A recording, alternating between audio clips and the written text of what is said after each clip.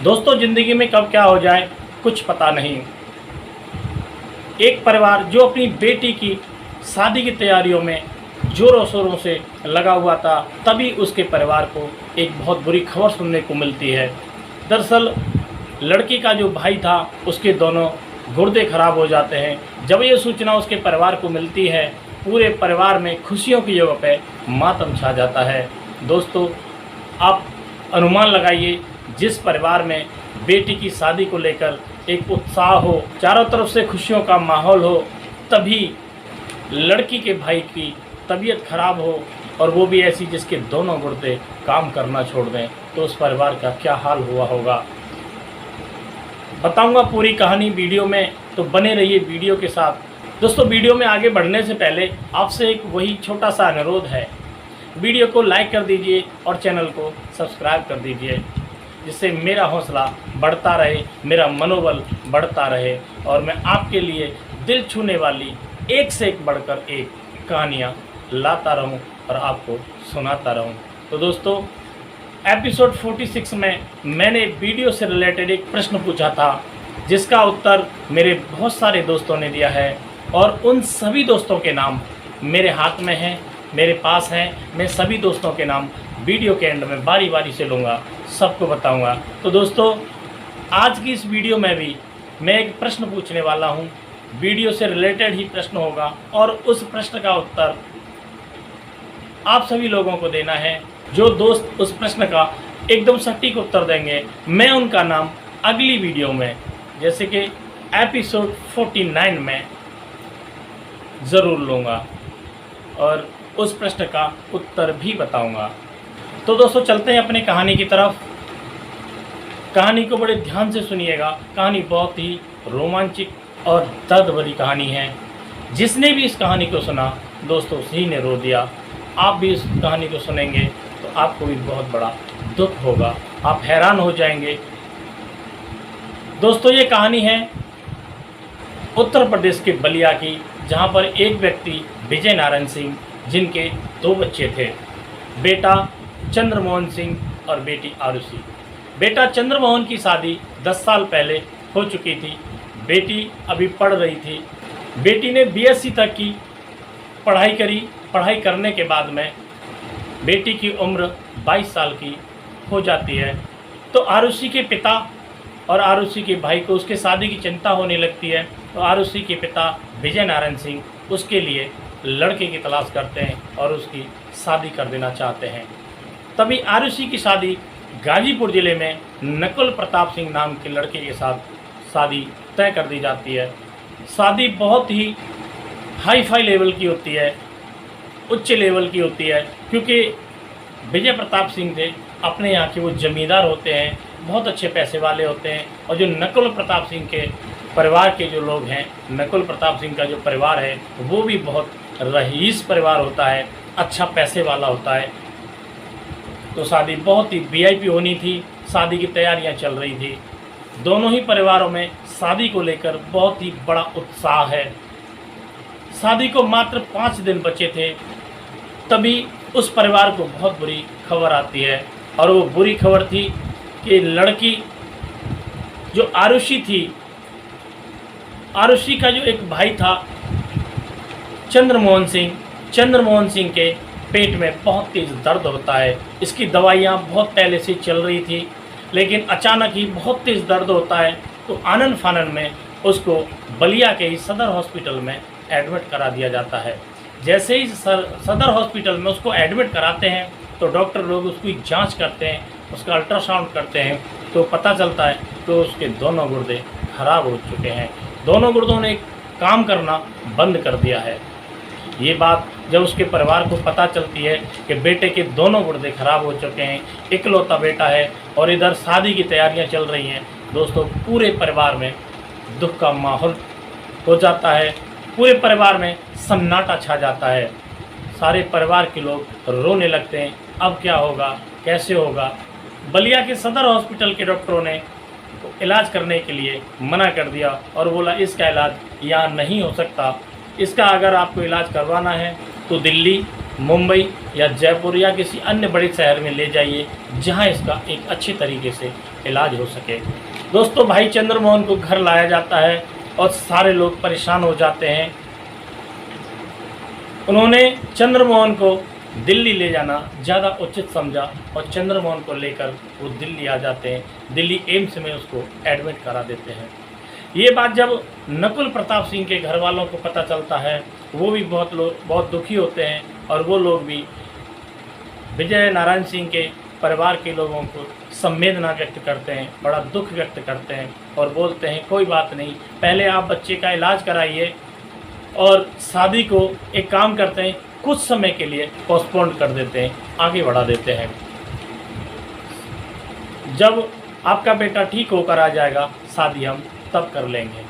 और इधर चंद्रमोहन सिंह का वहाँ पर इलाज शुरू हो जाता है एम्स हॉस्पिटल में, और वो वहाँ जैसे ही चेकअप करते हैं तो बता देते हैं दोनों गुर्दों ने काम करना बंद कर दिया है और अगर इनकी ज़िंदगी चाहते हैं तो इनको गुर्दा बदलवाने पड़ेंगे, गुर्दा डलवाने पड़ेंगे। नया गुर्दा बदल जाएगा तो ही इनकी ज़िंदगी संभव है, वरना नहीं। हालत बहुत ज़्यादा गंभीर होती है। डॉक्टर बोलते हैं आप किसी गुर्दे का इंतज़ाम करिए, अगर आपका कोई रिलेटिव है, परिवार का है, कोई जान पहचान का अगर ऐसा कोई व्यक्ति है, अगर वो कोई गुर्दा डोनेट करता है तो इनकी ज़िंदगी बच सकती है, वरना कोई चांस नहीं है। ये बात सुनकर विजय नारायण सिंह और उसके पूरे परिवार के लोग बहुत दुखी होते हैं, रोने बिलखने लगते हैं, चीख पुकार मच जाती है कि अब क्या होगा, बेटे की ज़िंदगी खतरे में, इधर बेटे की शादी की तैयारियां चल रही हैं। पूरे परिवार पर दुखों का पहाड़ टूट जाता है। डॉक्टरों से सलाह मशवरा करते हैं। विजय नारायण सिंह कहते हैं डॉक्टरों से कि डॉक्टर साहब कुछ भी हो जाए, आप मेरे बेटे को बचा लीजिए, जितना पैसा आप चाहेंगे मैं उतना पैसा आपको देने के लिए तैयार हूँ। लेकिन डॉक्टर बोलते हैं कि यहाँ पर पैसे की कोई वैल्यू नहीं है, अगर आपके पास गुर्दा डोनेट करने वाला अगर कोई व्यक्ति है तो आप गुर्दा डोनेट करने वाला व्यक्ति ले आइए। अगर इनको समय से गुर्दा मिल जाता है, अगर एक गुर्दा भी इनका मिल जाता है तो इनकी ज़िंदगी आसानी से चल सकती है। दोस्तों, ये बात सच है कि एक गुर्दे से भी ज़िंदगी जी जा सकती है। अगर कोई अपना एक गुर्दा किसी दूसरे को डोनेट कर देता है तो एक गुर्दे से भी जिंदा रहा जा सकता है। डॉक्टर जब ऐसी सलाह देते हैं तो विजय नारायण सिंह बोलते हैं कि डॉक्टर साहब आप ही कोई गुर्दे का इंतज़ाम कर लीजिए, कोई ऐसी व्यवस्था हो, जितना पैसा लगेगा मैं दे दूंगा। तो डॉक्टर सलाह देते हैं गुर्दे की व्यवस्था आपको ही करनी पड़ेगी, कोई भी अपनी किडनी आसानी से तो नहीं देता। आज के समय में आप एक काम करिए, या तो कोई जहां एक्सीडेंट वगैरह हो जाते हैं वहाँ से अगर कोई गुर्दा मिल सकता हो तो वहाँ से कोई गुर्दा मिल जाए, लेकिन आज के समय में सारे लोग लाइन में लगे पड़े हैं। ये ज़रूरी नहीं है कि जैसा गुर्दा इनको लगना है वैसा ही मिल जाए, तो वहाँ के 5% ही चांस है कि आपको गुर्दा मिल सके। तो आप अपने ही किसी रिलेटिव से बात करिए जहाँ से आपको कोई गुर्दा दे दे, गुर्दा मिल जाए तो इनकी ज़िंदगी आराम से बच जाती है, आराम से चल सकती है।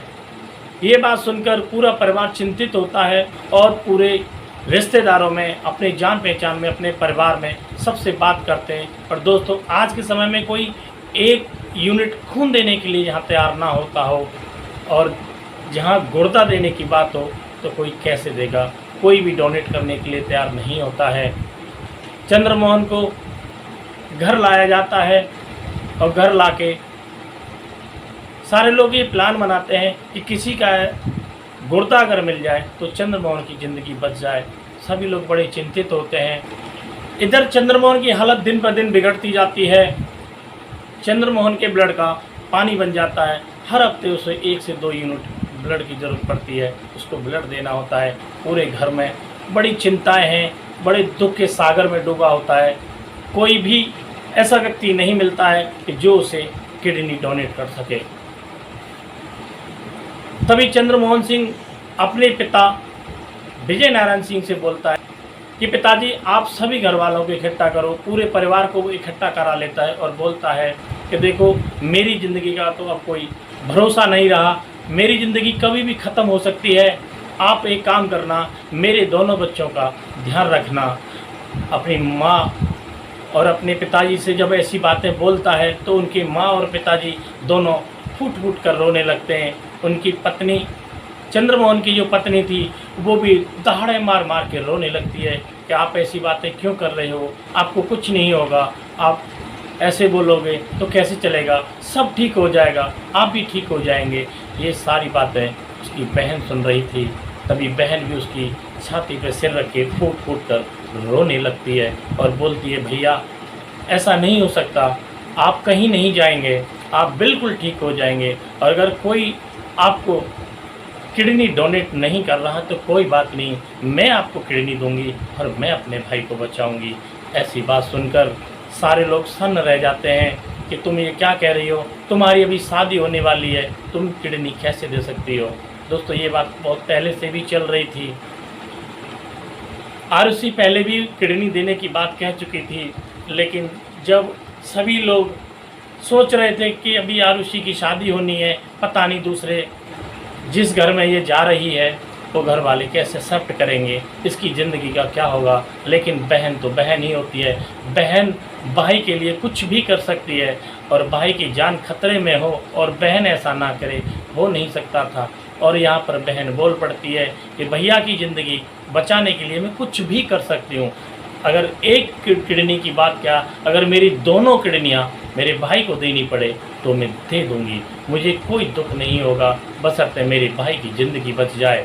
भाई की ज़िंदगी बचने के बाद भाई के पीछे उनके 2 छोटे छोटे बच्चे हैं, भाभी है, अगर भाई को कुछ हो गया तो इनका क्या होगा और मेरा क्या। मेरी तो ज़िंदगी आज है, कल ना हो, कोई मेरे बात कुछ भी नहीं बिगड़ेगा। तो पिताजी आप चिंता ना करो और मेरी एक किडनी मेरे भाई को डोनेट करवा दो। ये बात सुनकर सारे लोग एकदम शांत हो जाते हैं। अंजलि नहीं मानती और अंजलि कह देती है कि मैं अपने भाई को डोनेट करके ही रहूँगी। दोस्तों, सारे लोग मान जाते हैं। जब ये बातें विजय नारायण सिंह अपने परिवार के बाकी लोगों से करते हैं, रिश्तेदारों से करते हैं, सबसे बात सलाह मशवरा करने के बाद में सब लोग हाँ कर देते हैं कि चलो कोई बात नहीं, दोनों की किडनी है, दोनों भाई बहन हैं, दोनों की किडनी, एक ही किडनी से दोनों ज़िंदगी जी सकते हैं और चंद्रमोहन की ज़िंदगी भी बच जाएगी। कोई न कोई व्यवस्था तो करनी पड़ेगी, वरना हम चंद्रमोहन सिंह को खो देंगे। दोस्तों, आरुषि को, चंद्रमोहन सिंह को दोबारा से फिर दिल्ली लेकर जाया जाता है और उसको एडमिट करा दिया जाता है। ये खबर जहाँ पर आरुषि की शादी तय हुई थी उस परिवार को लग जाती है, उस लड़के को भी उसकी पता चल जाती है कि आरुषि अपने भाई को किडनी डोनेट कर रही है। जब नकुल प्रताप सिंह को इस बात की पूरी जानकारी हो जाती है, उसके परिवार को पूरी जानकारी हो जाती है कि जिस लड़की से हमारे बेटे की शादी हो रही है वो किडनी डोनेट कर रही है अपने, वो फ़ोन करते हैं और बोलते हैं विजय नारायण सिंह से, चौधरी साहब, अगर आपकी बेटी अपने भाई को किडनी डोनेट कर देती है तो ऐसी लड़की से हम शादी करने में असमर्थ होंगे, इसलिए अगर ये डोनेट ना करे तो हम शादी कर पाएंगे। अगर ये अपने भाई को किडनी डोनेट करती है तो एक किडनी से हम अपने लड़के की शादी नहीं करवा पाएंगे, हमें माफ़ कीजिएगा।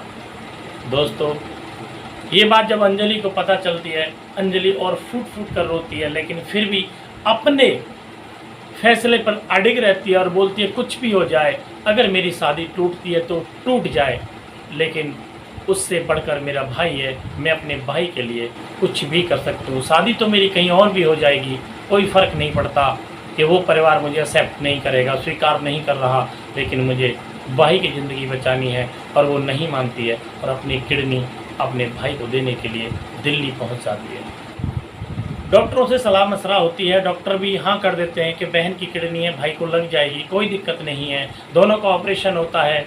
ऑपरेशन करने के बाद में अंजलि की एक किडनी निकालकर चंद्रमोहन को लगा दी जाती है और लगाने के बाद दोनों का ऑपरेशन था वो सक्सेस हो जाता है।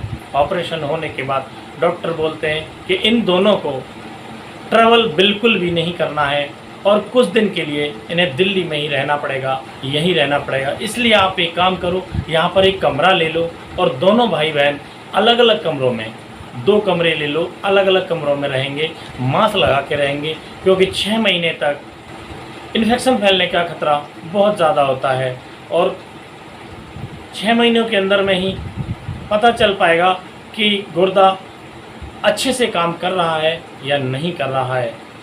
तभी विजय नारायण सिंह वहाँ पर 2 रूम की व्यवस्था करते हैं, साफ़ सुथरे एक अच्छे रूम की फ्लैट में, और जहाँ पर दोनों भाई बहन वहाँ पे उनको रोक दिया जाता है। चंद्रमोहन की पत्नी और चंद्रमोहन की बहन आरुषि तीनों वहीं पर रुकते हैं, मास्क लगा के रहते हैं और 6 महीने तक का इंतज़ार करते हैं। दोस्तों 6 महीनों में दोनों के गुर्दे अच्छे से काम करने लगते हैं, ऑपरेशन सक्सेस होता है, दोनों ठीक हो जाते हैं। ठीक होने के बाद में अपने घर आ जाते हैं। घर आने के बाद में दोनों की ज़िंदगी बहुत अच्छे से चल रही होती है, लेकिन इसी बीच आरुषि जो है बहुत ही मायूस रहने लगी है, बहुत ही दुखी रहने लगी है।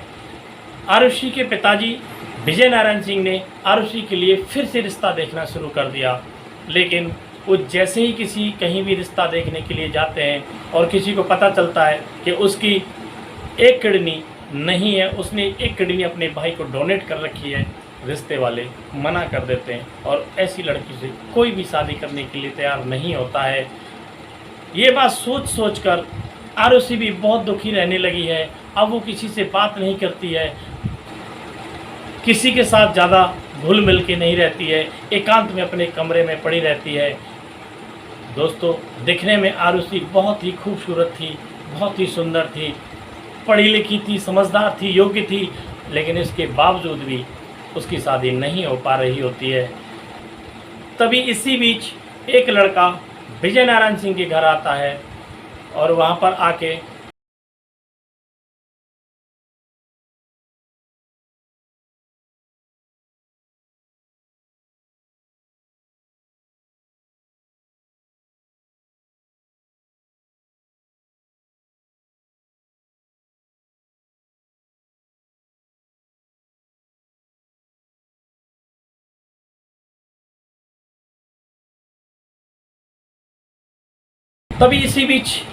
विजय नारायण सिंह के घर में एक लड़का आता है जिसका नाम अभिजीत था, और अभिजीत चंद्रमोहन का साला था और उसकी चंद्रमोहन की पत्नी का भाई था। जैसे वो उसके घर आता है, आरुषि को देखता है और कहता है कि आरुषि की हालत आजकल ऐसी क्यों है, ये गुमसुम क्यों रहती है, और उसे देखकर बड़ा चिंतित होता है। आरुषि अपने कमरे में बैठी हुई थी, अभिजीत उसके कमरे में जाता है और उसे थैंक यू बोलता है, उससे बात करने की कोशिश करता है। तभी आरुषि बोलती है, आप मुझे थैंक यू क्यों बोल रहे हैं, क्या हुआ, थैंक यू किस लिए? तभी वो बोलता है कि आपने बहुत बड़ा बलिदान दिया है, इसके लिए मैं आपको बहुत बहुत धन्यवाद देता हूँ। तभी आरुषि बोलती है, मैंने ऐसा कौन सा बड़ा काम कर दिया है कि तुमने मेरे जीजा जी की जान बचाई है। ये बात सुनकर आरुषि बोलती है कि नहीं अभिजीत, जो भी मैंने किया है वो मैंने अपने भाई के लिए, अपनी भाभी के लिए और अपने परिवार के लिए किया है। आपके वो जीजा जी 10 साल पहले हुए थे, मेरे भाई वो तुमसे पहले से हैं। मैंने जो कुछ भी किया है अपने भाई के लिए है, अपने भाई के लिए किया है, तो आप मुझे कोई धन्यवाद या थैंक यू ना कहें। ये मेरा फ़र्ज़ था एक बहन का भाई के लिए, कि कोई भी बहन अपने भाई को मरता हुआ नहीं देख सकती थी। मेरे भाई नहीं होते तो इस परिवार का क्या होता, भाभी का क्या होता, बच्चों का क्या होता, मम्मी पापा का क्या होता। अरे मेरा क्या है, मेरी इतना ही तो है कि मेरी शादी नहीं हो रही, शादी नहीं हुई तो उससे कोई क्या फ़र्क पड़ता है, कम से कम मेरा परिवार तो मेरे साथ खड़ा है। ये बात सुनकर अभिजीत बोलता है, कोई बात नहीं, आप एक काम करो, आप मेरी आंखों में देखिए। जैसे ही आरुषि उसकी आंखों की तरफ देखती है, उसके चेहरे की तरफ देखती है, तभी अभिजीत बोलता है, आरुषि क्या तुम मुझसे शादी करोगी? आरुषि ये सुनकर अचंभित हो जाती है और उसकी आंखों से आंसू निकल पड़ते हैं कि आज तक कोई भी उससे शादी करने के लिए तैयार नहीं था, क्योंकि उसने गुर्दा डोनेट किया था। अभिजीत जब ये बातें बोलता है तो आरुषि हाँ में गर्दन हिला देती है और रोने लगती है। तभी वो बोलता है, कोई चिंता मत करो, अगर आप मेरे से शादी करने के लिए तैयार हो तो मैं तुमसे शादी ज़रूर करूँगा। और ये बात कह के अभिजीत वहाँ किसी को कुछ नहीं बताया और अपने घर चला गया। अपने घर जाकर अपने मम्मी और पापा से बोलता है, अपने माँ बाप से पूरी कहानी बता देता है कि मैं आरुषि से शादी करना चाहता हूँ। उसके घर वाले भी बड़े खुश होते हैं। अभिजीत के मम्मी पापा बहुत खुश हो जाते हैं। वाह बेटा, बेटा हो तो ऐसा, जिसने मेरा नाम रोशन कर दिया, एक ऐसी लड़की से शादी करने के लिए बोला है। और ये बात सुनकर अभिजीत के माता पिता दोनों विजय नारायण सिंह के पास आते हैं और उनसे बोलते हैं, चौधरी साहब, अगर आप बुरा ना माने तो हम आपसे एक बात कहें। आप जब भी विजय नारायण सिंह बोलते हैं, बताइए। बुरा मानने की ऐसी कोई बात नहीं, आपको जो कहना है वो कहिए कि आपकी बेटी से हमारा लड़का शादी करना चाहता है। अगर आपको कोई इतराज़ ना हो तो आरुषि और अभिजीत की शादी करा दी जाए। मेरा बेटा उसके लिए तैयार है। तभी विजय नारायण सिंह बोलते हैं, आपका बेटा मेजर है और मेरी बेटी ने एक गुर्दा डोनेट कर रखा है, क्या आपका बेटा मेरी बेटी से शादी करेगा? तभी उनके माता पिता बोलते हैं कि आप इस बात की चिंता ना करें, ये बच्चों की खुद की मर्जी है, बच्चे दोनों एग्री हैं। अगर आपको और हमें कोई इतराज़ नहीं है तो बच्चों की शादी करा देनी चाहिए, हमें इससे कोई फ़र्क नहीं पड़ता। अरे बेटी ने तो बलिदान दिया है, अपनी बेटी है, कोई बात नहीं। और ये बात कह के विजय नारायण सिंह भी रोने लगते हैं, उनकी आंखों में आंसू आ जाते हैं। आखिर में अभिजीत ने उनका सारा दर्द, सारा दुख अपने ऊपर ले लिया। और क्योंकि एक बाप का सबसे बड़ा दुख होता है कि उसकी बेटी बिना ब्याही घर में बैठी हो, इससे बड़ा दुख एक बाप के लिए कोई नहीं होता। जब विजय नारायण सिंह रोने लगते हैं और अभिजीत के माता पिता उन्हें ढाढ़स बनाते हैं और अपने घर चले जाते हैं। दोनों तरफ शादी की तैयारियां शुरू हो जाती हैं और दोस्तों दोनों की, अभिजीत और आरुषि की दोनों की शादी करा दी जाती है। धूमधाम से शादी होती है, दोनों ही परिवार में खुशी का माहौल होता है। आज दोनों ही परिवार बहुत ही खुशहाल हैं। आरुषि और अभिजीत का अब एक बेटा भी है।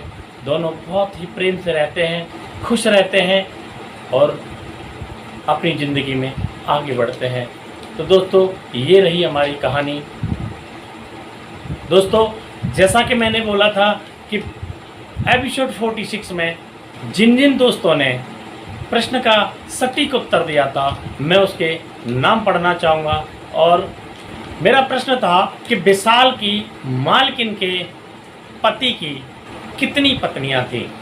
दोस्तों सही जवाब देने वाले मेरे दोस्त हैं चंद्र सिंह, तपेश कुमार, लवकुश राय, मनोज सोनी, पवन पंडित जी, ओम गेमर प्रो, अनिल वर्मा जी, योगेंद्र कुमार, शिव सेवा, सत्येंद्र सिंह, विजय कुमार, नैमी चंद, आकाश, भावना सारस्वत, इन सभी ने एकदम सही उत्तर दिया है। और इस सवाल का सही उत्तर था मालिक की 2 पत्नियां थी, एक जिसके साथ वो 22 दिन रहता था और एक जिसके साथ मात्र वो 8 दिन रहता था। जिन जिन दोस्तों ने उत्तर दिया है उनके लिए बहुत बहुत बहुत बहुत धन्यवाद, पूरा वीडियो देखने के लिए और सही उत्तर छांटने के लिए उनको तहे दिल से शुक्रिया। तो आज की ये जो कहानी है दोस्तों, आज की इस कहानी का एक उत्तर फिर से आपको देना होगा। और आज का प्रश्न है, आरुषि की शादी जिस लड़के से हुई उसका नाम क्या है? आरुषि की शादी किस से हुई उसका नाम बताइए। तो दोस्तों हमें इंतज़ार रहेगा आपके उत्तर का। जो भी भाई सटीक उत्तर देगा, जो भी मेरा दोस्त बिल्कुल सटीक उत्तर देगा, उसका नाम एपिसोड 49 में ज़रूर लिया जाएगा। दोस्तों अगर कहानी अच्छी लगी हो तो कहानी को लाइक कर देना, चैनल को सब्सक्राइब ना किया हो तो प्लीज़ सब्सक्राइब कर लीजिएगा। आपके सपोर्ट की हमें बहुत ज़रूरत है, प्लीज़ हमें सपोर्ट कीजिए और चैनल को सब्सक्राइब कर लीजिए। मिलते हैं किसी अन्य वीडियो के साथ, तब तक के लिए जय हिंद, नमस्कार।